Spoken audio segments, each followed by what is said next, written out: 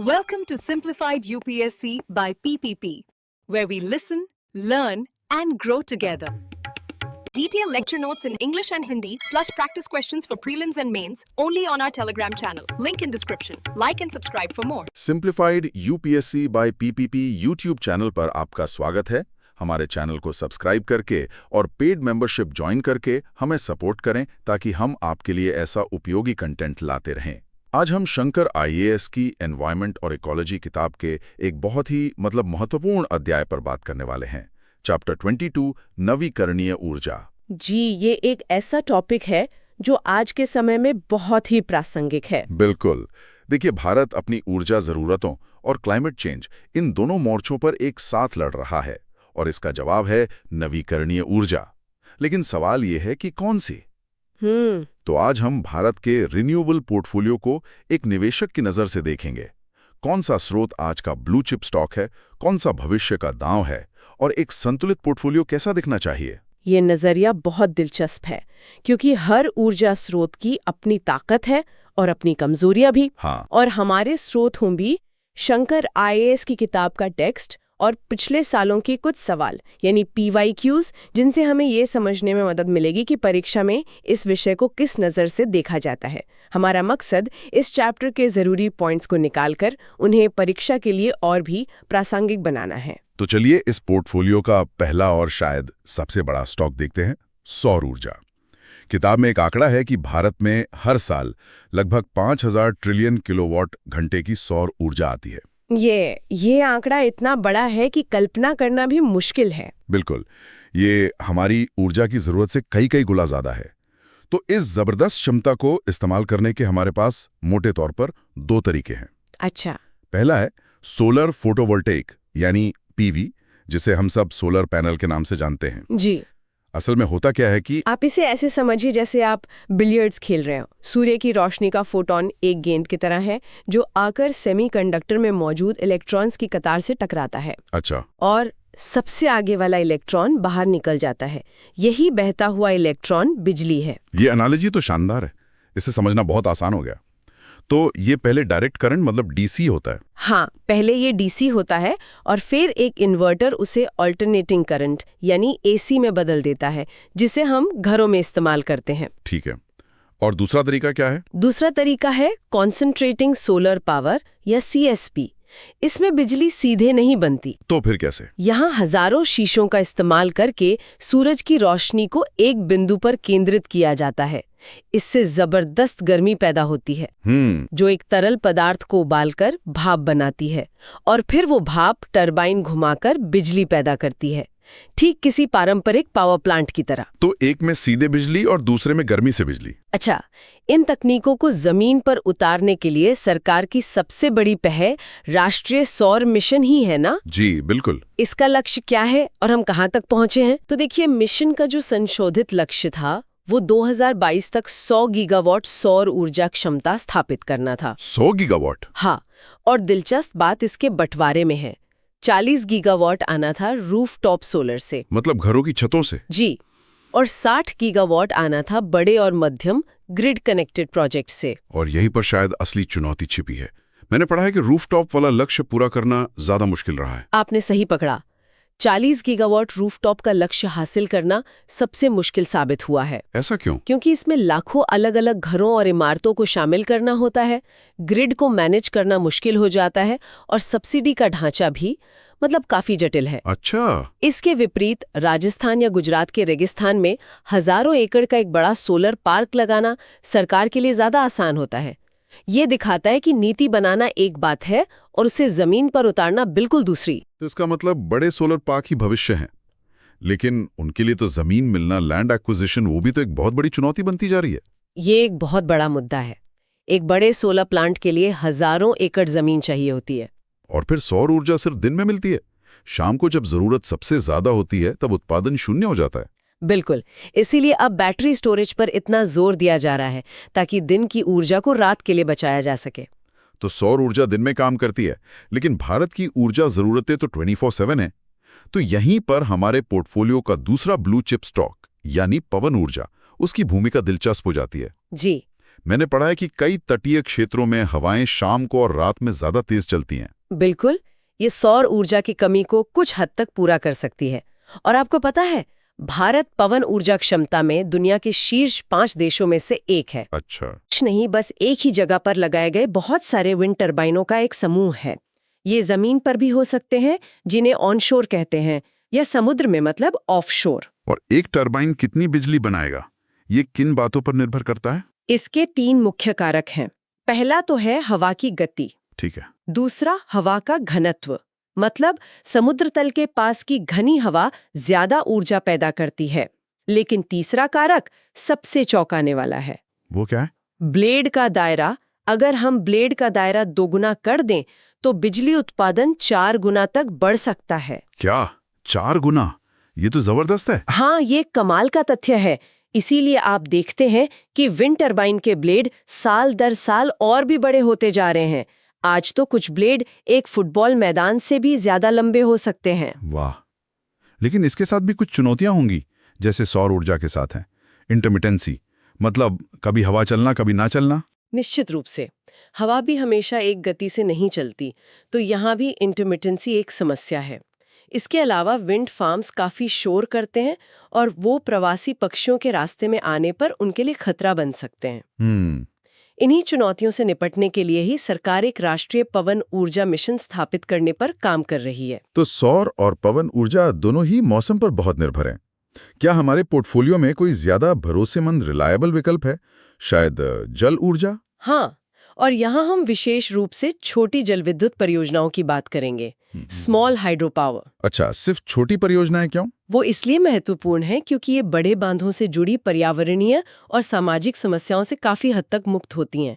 जैसे टिहरी या नर्मदा परियोजनाओं में बड़े पैमाने पर विस्थापन हुआ था। सही बात है। इनमें बस नदी के बहते पानी की गतिज ऊर्जा का इस्तेमाल करके टरबाइन घुमाया जाता है। ये सच है कि भी बड़े बांधों से बेहतर हैं, लेकिन मैंने कहीं पढ़ा था कि अगर एक ही नदी पर बहुत सारी छोटी छोटी परियोजनाएं भी बना दी जाएं, तो वे मिलकर नदी के बहाव और स्थानीय पारिस्थितिकी पर काफी असर डाल सकती हैं। क्या ये एक चिंता का विषय नहीं है? ये एक बहुत ही जायज चिंता है। क्यूम्युलेटिव इम्पैक्ट यानी संचयी प्रभाव एक वास्तविक समस्या है। इसीलिए अब हर छोटी परियोजना के लिए भी एक उचित पर्यावरणीय प्रभाव मूल्यांकन, जिसे EIA कहते हैं, जरूरी माना जाता है ताकि नदी का इकोसिस्टम बना रहे। चलिए अब महासागरों की बात करते हैं। मैंने ओटेक के बारे में पढ़ा है, ओशन थर्मल एनर्जी कन्वर्जन। सुनने में तो ये किसी साइंस फिक्शन फिल्म की तकनीक लगती है भी बहुत क्रांतिकारी। ये समुद्र की सतह के गर्म पानी जो ऊपर होता है, हाँ, और लगभग 1000 मीटर नीचे के ठंडे पानी के बीच तापमान के अंतर का उपयोग करके बिजली पैदा करती है। और इसकी सबसे अच्छी बात यह है कि ये 24 आवर्स 7 दिन बिजली दे सकती है। अगर ये इतनी अच्छी तकनीक है तो हम हर जगह ओटेक प्लांट क्यों नहीं देखते? भारत में इसके सामने असल चुनौतियां क्या हैं? क्या ये बहुत महंगा है? आपने बिल्कुल सही सवाल पूछा। इसकी 2 मुख्य चुनौतियां हैं। एक, टेक्नोलॉजी अभी बहुत महंगी और मतलब शुरुआती चरण में है। अच्छा। और दूसरा, समुद्र के खारे पानी में इतने गहरे पाइप और मशीनरी लगाना और उनका रख रखाव करना बहुत मुश्किल है, क्योंकि धातु में बहुत तेजी से जंग लगता है। समझ गया। इसलिए ओटेक हमारे पोर्टफोलियो का एक मूनशॉट या भविष्य का दाव है, आज की हकीकत नहीं। इसी तरह केरल के पास विजिंजम में तरंग ऊर्जा और कच्छ की खाड़ी में ज्वारीय ऊर्जा पर भी काम हो रहा है, लेकिन वे सब अभी प्रायोगिक स्तर पर है। अभी तक हमने ज्यादातर बड़े ग्रिड स्केल समाधानों की बात की, लेकिन भारत की असली ऊर्जा जरूरतें तो गांवों और कस्बों में भी हैं। क्या हमारे पास कोई विकेंद्रीकृत डिसेंट्रलाइज समाधान है? बिल्कुल है, और वो है बायोमास। इसे आप हमारे पोर्टफोलियो का विकेंद्रीकृत वर्कहॉर्स कह सकते हैं। वर्कहॉर्स? अच्छा, इसमें क्या क्या आता है? इसमें कृषि अपशिष्ट जैसे पराली, भूसी, लकड़ी, गोबर सब कुछ शामिल है। भारत में हर साल करीब 750 मिलियन टन बायोमास उपलब्ध होता है। बाप रे! जी, और इसमें लगभग 28 गीगावाट बिजली पैदा करने की क्षमता है। और इसे ऊर्जा में कैसे बदलते हैं? इसके लिए पायरोलिसिस और गैसिफिकेशन जैसी प्रक्रियाएं हैं। आसान शब्दों में कहें तो इनमें बायोमास को नियंत्रित गर्मी देकर एक ज्वलनशील गैस बनाई जाती है। क्या कहते हैं उसे? उसे सिन गैस या प्रोड्यूसर गैस कहते हैं। इस गैस से फिर इंजन या टरबाइन चलाकर बिजली पैदा की जा सकती है। ये गांवों को ऊर्जा में आत्मनिर्भर बनाने का एक शानदार तरीका हो सकता है। मैंने पिछले सालों के प्रश्नों PYQs में पाम ऑयल से बायोडीजल बनाने का जिक्र देखा था। ये दिखाता है कि UPSC सिर्फ सिद्धांतों पर नहीं बल्कि उनके व्यवहारिक अनुप्रयोगों पर भी ध्यान देता है। एकदम सही। और इसी संदर्भ में एक और बहुत महत्वपूर्ण कॉन्सेप्ट है सह उत्पादन का। सह उत्पादन मतलब कोजेनरेशन। हाँ, कोजेनरेशन इसका मतलब है एक ही ईंधन से दो चीजें एक साथ बनाना, बिजली और गर्मी। पारंपरिक पावर प्लांट की दक्षता सिर्फ 35% होती है, बाकी सारी गर्मी बर्बाद हो जाती है। सही बात है। लेकिन सह उत्पादन में उस गर्मी का भी इस्तेमाल होता है जिससे कुल दक्षता 75 से 90% तक पहुंच जाती है। इसका कोई वास्तविक उदाहरण? सबसे अच्छा उदाहरण है हमारी चीनी मिलें।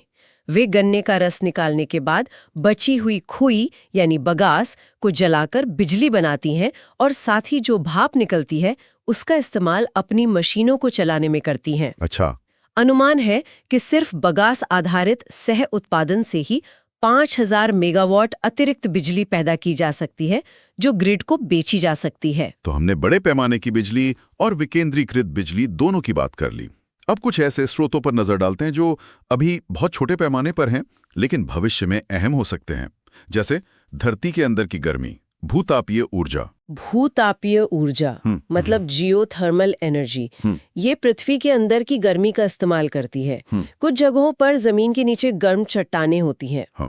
जब पानी रिसकर इन तक पहुंचता है तो वो गर्म होकर भाप बन जाता है और दरारों से बाहर निकलता है। इसी भाप से टरबाइन चलाकर बिजली बनाई जाती है। भारत में इसके संभावित स्थल कौन से हैं? जम्मू कश्मीर की पूगा घाटी, छत्तीसगढ़ का तातापानी और हिमाचल का मणिकरण। लेकिन ये तकनीक हर जगह काम नहीं कर सकती, ये बहुत स्थान विशिष्ट है। और आखिर में फ्यूल सेल्स, ये बाकी सबसे कैसे अलग हैं? क्या ये किसी दूर दराज के आर्मी पोस्ट या किसी बिना बिजली वाले गांव के लिए एक छोटा पोर्टेबल और साफ सुथरा समाधान हो सकते हैं? आपने इसे बहुत अच्छे से समझाया। फ्यूल सेल ठीक यही काम करते हैं। ये एक तरह की बैटरी है जिसमें आप ईंधन जैसे हाइड्रोजन डालते रहते हैं और ये बिना जलाए एक केमिकल रिएक्शन से सीधे बिजली बनाती है। मतलब कोई प्रदूषण नहीं? इनकी दक्षता बहुत ज्यादा, करीब 55% तक होती है और इनसे धुआं नहीं निकलता, सिर्फ थोड़ा कार्बन डाइऑक्साइड और पानी की भाप निकलती है। ये विकेंद्रीकृत और स्वच्छ ऊर्जा का भविष्य हो सकते हैं। तो आज हमने भारत के रिन्यूएबल एनर्जी पोर्टफोलियो को खंगाला। सौर और पवन हमारे ब्लू चिप स्टॉक्स हैं जिनकी अपनी चुनौतियां हैं। बायोमास एक भरोसेमंद और विकेंद्रीकृत समाधान है। जल विद्युत एक पुराना और स्थिर खिलाड़ी है और ओटेक, जियोथर्मल और फ्यूल सेल जैसी तकनीकें भविष्य की हाई रिस्क हाई रिटर्न वाली बेट्स हैं। बिल्कुल। और ये सब हमें एक बहुत ही महत्वपूर्ण सवाल पर लाकर खड़ा करता है, खासकर उन लोगों के लिए जो आगे चलकर नीति निर्माण का हिस्सा बनेंगे। क्या सवाल है वो? सवाल ये है, भारत की ऊर्जा सुरक्षा और जलवायु परिवर्तन के महत्वाकांक्षी लक्ष्यों को प्राप्त करने के लिए इन विभिन्न नवीकरणीय स्रोतों का आदर्श मिश्रण क्या होना चाहिए? क्या हमें सिर्फ आज के ब्लू चिप स्टॉक्स पर ही सारा दांव लगाना चाहिए या भविष्य की इन नई तकनीकों में भी निवेश करना चाहिए? बहुत जरूरी सवाल है। 4 है जिस पर हर भावी नीति निर्माता को सोचना चाहिए। इस गहरी और व्यवहारिक चर्चा के लिए बहुत बहुत धन्यवाद। हमें उम्मीद है कि यह यूपीएससी की तैयारी के लिए उपयोगी साबित होगी। कृपया हमारे channel simplified UPSC by PPP को सब्सक्राइब करें और हमारी पेड मेंबरशिप से जुड़कर हमें सपोर्ट करना ना भूलें। Thanks for watching. Follow us on Telegram and Instagram. Don't forget to like, share, and subscribe.